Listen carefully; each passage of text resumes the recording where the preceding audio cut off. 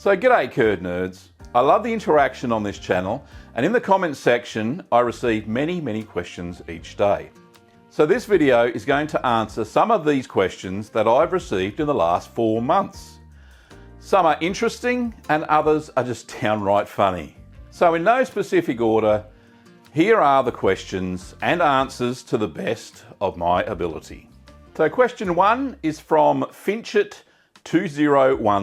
on the triple pepper snack cheese. Gavin, what kind of yogurt did you use? I make my own Greek yogurt. Does the yogurt need to be thinner or well-drained yogurt to get the job done? Well, Finchit, the triple pepper snack, I just used strained Greek yogurt. It was nice and simple.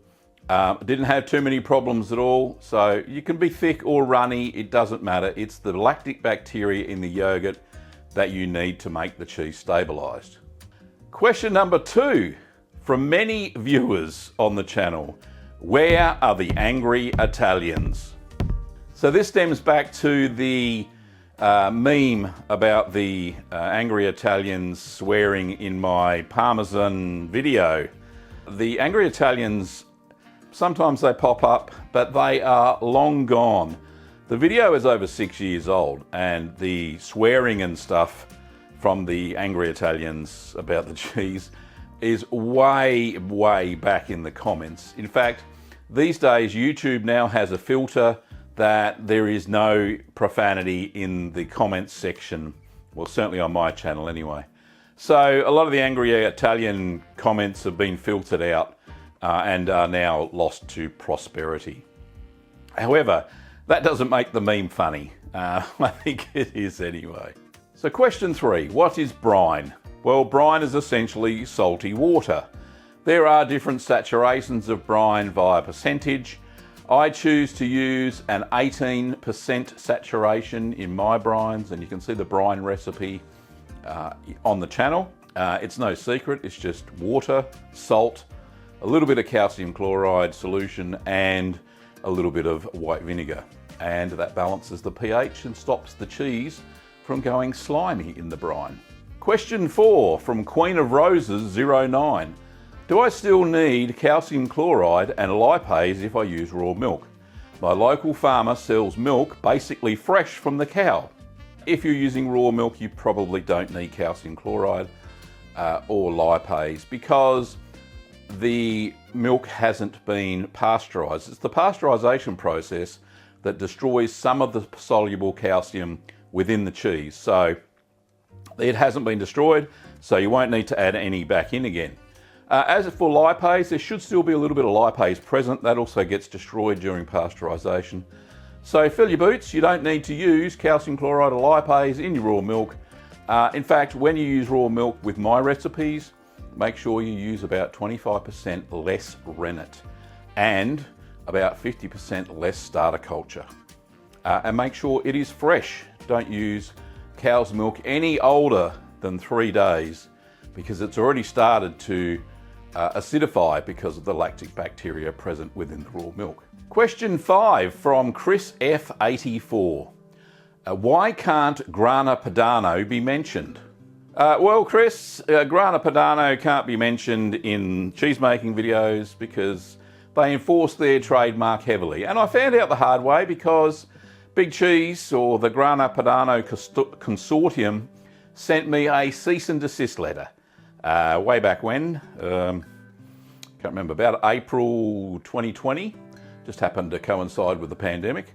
But their lawyer reached out and sent me a cease and desist, asked me to take down the Grana Padano video or remove all mentions of Grana Padano and all images from the video. So I took down the original video, which only had about 20,000 views on it, which was pretty high at the time.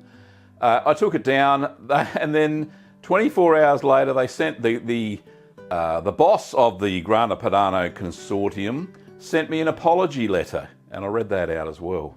And you can go and check them out. I'll put the links down in the description below. It was quite funny.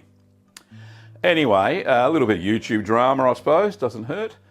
So I remastered the Grana Padano video and called it the Cheese and Desist cheese, to Italy with love, and I overdubbed the any mention of Grana Padano with cheese and desist, and took out their images. So everybody was happy. I re-uploaded the video and it went off like a frog in a sock and got lots more views than the original video actually did. And so many people didn't even know that the cheese Grana Padano existed.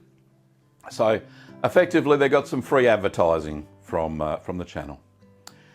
Anyway, that drama aside, let's get on to the next question. So question 6 from Javier Quito Deegan Dogma Films says, hello, which cheese-making book would you recommend? Congrats on your awesome videos. Thank you, Javier. I actually have got my own book, Keep Calm and Make Cheese. And I've actually got another book, which I don't have here at the moment, called Keep Calm and Make More Cheese. These are spiral bound. I sell them on our website at littlegreenworkshops.com.au. Nice plug there. But yeah, there's 27 recipes in this one, and there's 72 or 75 in the second book. And yeah, they're ideal because they are designed for beginners. And let me just find one here. Hopefully you can see it. They have the QR codes to the videos in the book, so you can scan them with your phone or your tablet and watch the videos as you make the cheese. There you go. They're the ones I'd recommend. My own books. Keep Calm and Make Cheese and Keep Calm and Make More Cheese. So question 7 is from Boredom Incorporated. You won't believe it, but the meme's still going around. I need the truth. Did you make/post the meme anywhere at any point? The answer to that is no, I didn't make the meme.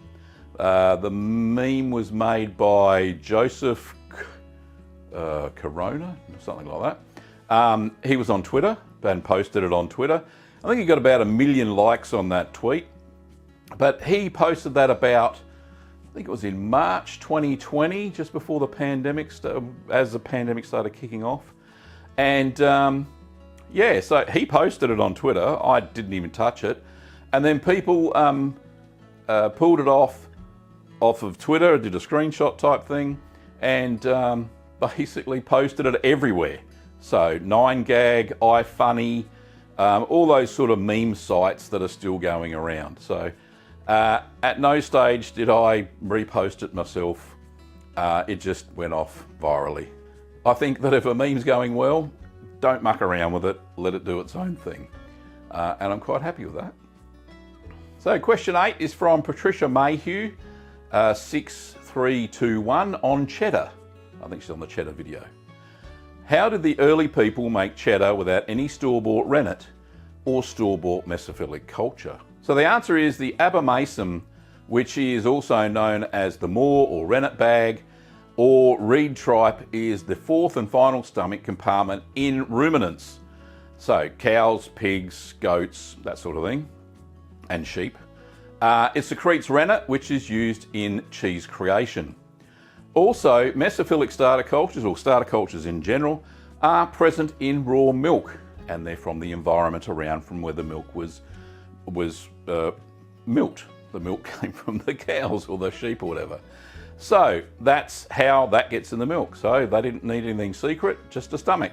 So the next question is from Victoria's Sadiqus, 7248 on the Farmhouse Cheddar video. And Victoria says, Gavin, what are the differences in Farmhouse Cheddar and just cheddar? Can you use black peppercorns, or do they have to be green or red ones? Well, Victoria, the difference, the Farmhouse Cheddar recipe that I have is what's known as a stirred curd cheddar. Nice and simple process. You don't need to cut the curds into slabs to do the cheddaring process. So nice and easy. And the texture and the flavour is very similar to using the cheddaring method. And the cheddaring method is just a way of getting additional moisture and whey out of the curds, and they just leave it for a couple of hours and keep it warm. Anyway, if you looked at the cheddar video, then you'll see the difference. Can you use black peppercorns? Of course you can. They are a little bit harder.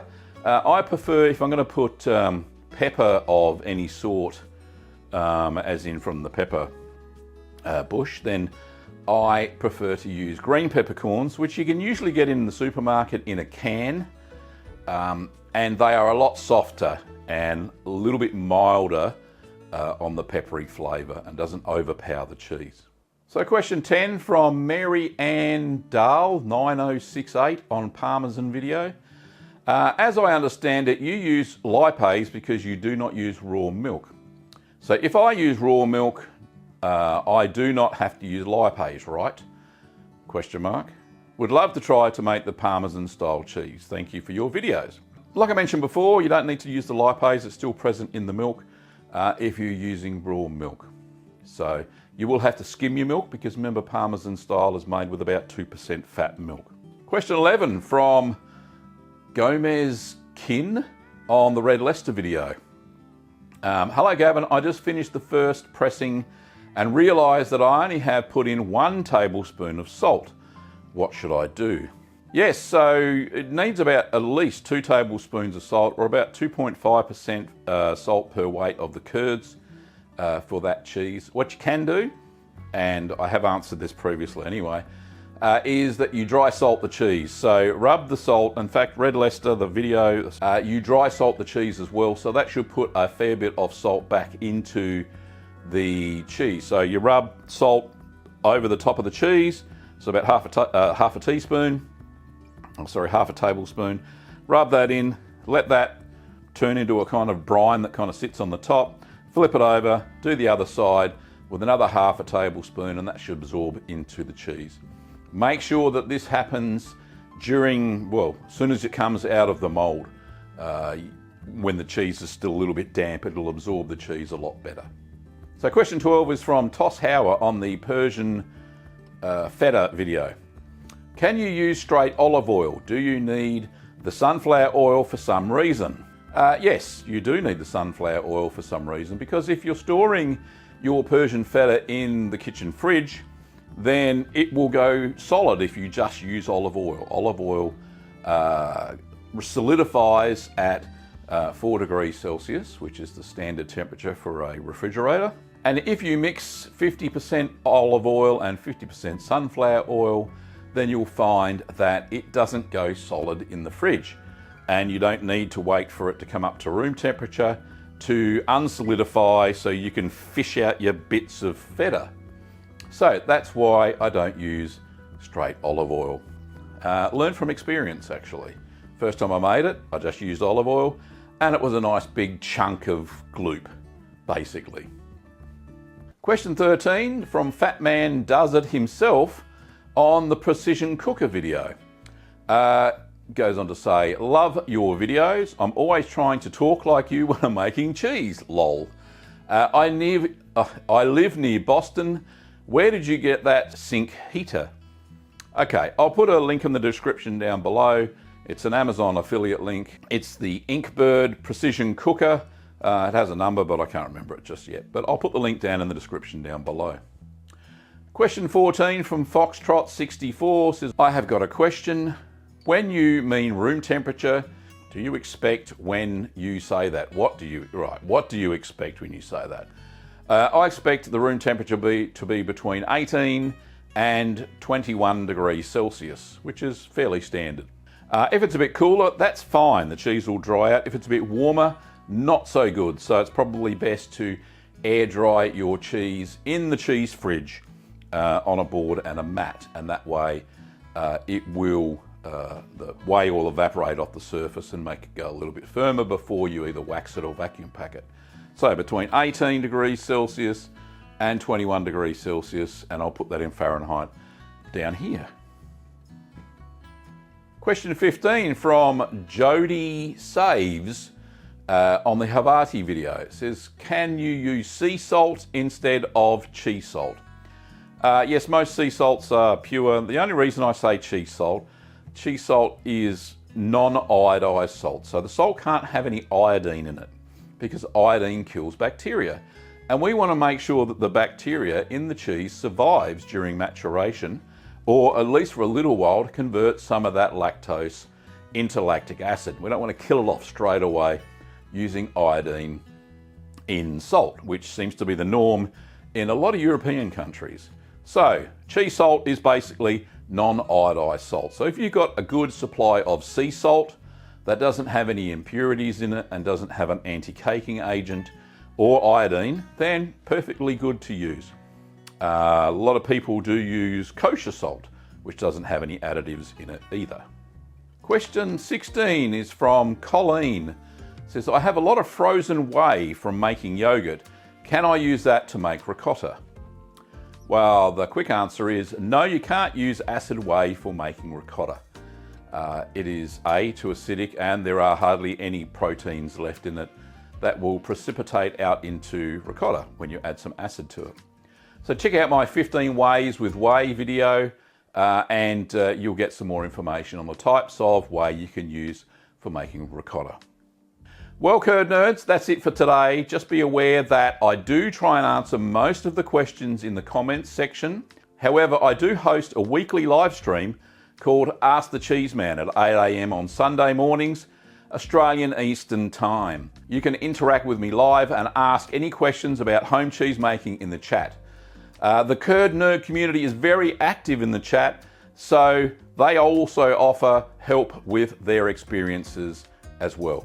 Don't forget that I sell cheese making supplies, kits and equipment over at littlegreenworkshops.com.au. We have fully stocked kits and ship them all over the world. Also, if you got some value from this little mini Q&A video, please give it a like.